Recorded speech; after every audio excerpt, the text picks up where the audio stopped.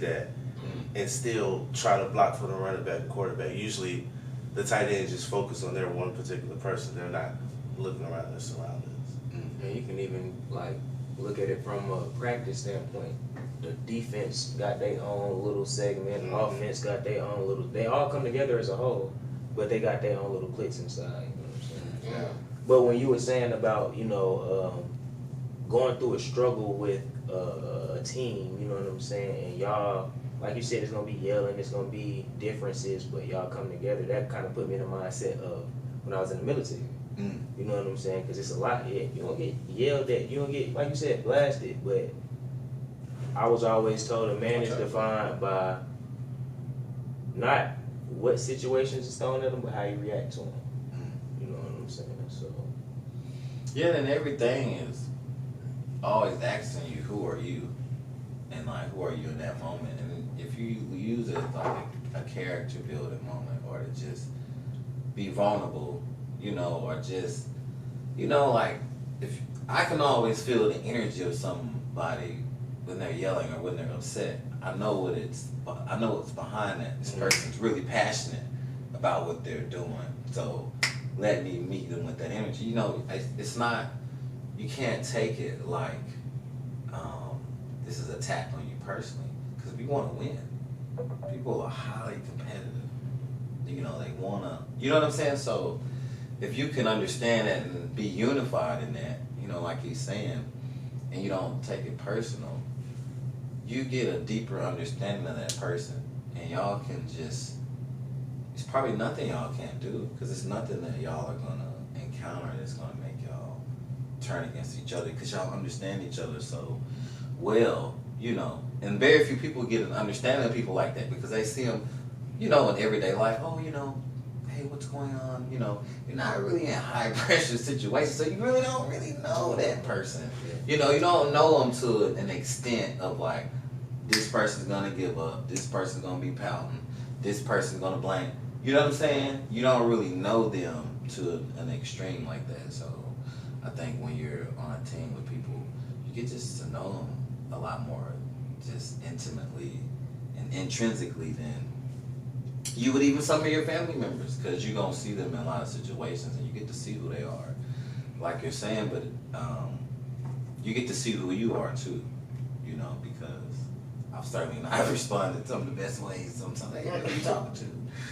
But then when you really go back and, look at yourself, it's like, oh, I was upset because, everybody wants to win. Everybody has these little things, but you have to put all that aside and unify. And it's a form of like healing, I feel like, when you're in these tough situations. And then you don't give up, or you just believe in that person, y'all trust it, and then it happens. And then it's like, that's contagious. Once it happens, it's just, man, you always remember that, and then you can pull on that every time. Like, man, we've been here before. So it's like, you're not giving up on your teammate, but first you can't give up on yourself, because then you start projecting it out towards your teammates. You gotta have always that kind of, this delusional optimism, like, we can win this, or we can, it has to be there. And if you can emanate it out, then you got something special, What's the hardest thing about playing rugby? I'd just say the fitness. I mean, if you're gonna do it at a high level, you need to be incredibly fit, and just mentally fit too. Just, you're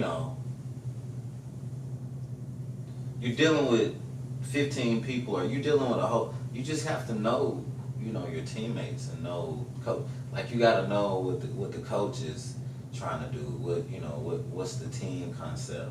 What's the strategy? I think just being in tune with that and getting that is like the hardest deal, because you can be a great athlete and all this stuff, but if you can't talk to your teammates, no one kind of likes you because it's just you're trying to do your own thing. I just think you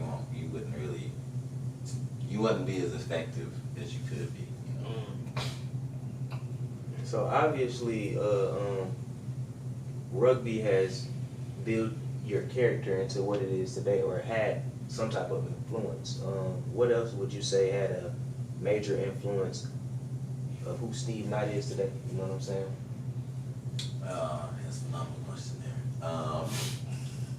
think just going through certain challenges and just going through certain dilemmas, and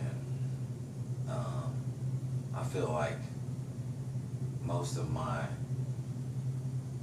success is due like how I grow through those challenges. That builds your character. Yeah, how I just get clarity out of, or how, like, what is this? Because I'm always like, you know, before I haven't always, I won't even say younger, but just handling things. It's like, why me? Why is this happening to me? You know, it's just so defensive, and you're taking it personal. And then it just gets to a point where you're like, man, what is this trying to show me? Like, what is this trying to show me that I need to correct within myself so I can stop having to have these experiences?